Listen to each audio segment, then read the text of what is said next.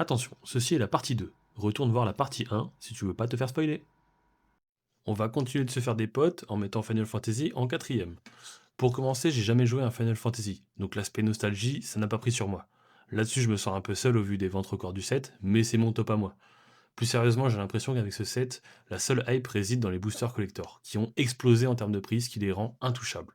De ce fait, les chase cards ultimes, que sont les chocobos et les cartes de héros Full Art Search Foil, sont elles aussi intouchables, donc je peux même pas conseiller de les acheter à l'unité.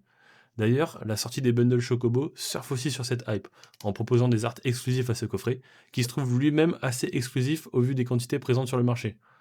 Alors oui, il y a aussi des cartes sympas dans ce set, des commandants fun, une superbe Buster Sword que tous les decks voleront s'arrachent, et certains beaux reprints dans la bonus sheet. Mais même cette bonus sheet, elle s'avère décevante à mon sens, avec certains arts qui se contentent d'être des screenshots moches de vieux jeux Final Fantasy. Bon, en plus, je déteste Vivi, voilà, c'est dit. Donc pour tout ça, désolé, je peux pas placer Final Fantasy plus haut dans ce classement. Allez, en troisième position, et pour continuer sur la haine que je vais recevoir, on va mettre Aether Drift. Alors oui, j'entends. Le set n'est objectivement pas très bon. Et malgré son statut de set Universe Within, on dirait plus au final un set Magic cosmétique du style «Et si les héros des magiques faisaient la course avec les voitures?» Bah moi je l'aime bien en fait ce set.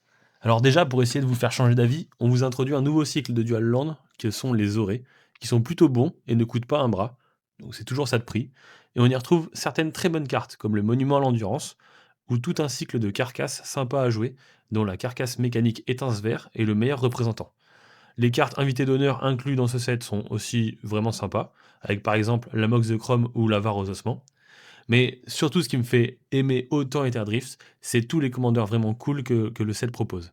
Et surtout, mon bébou, Achaton. C'est le deck le plus puissant que j'ai à ce jour. Je vous en ferai une petite présentation plus tard. Et qu'est-ce qu'il est plaisant à jouer. C'est beau de voir le reste de la table souffrir autant. Ah, et Saïdi aussi est super cool. Testez-la. Décidément, c'est toujours trop long, donc on se retrouve pour une partie 3 très prochainement.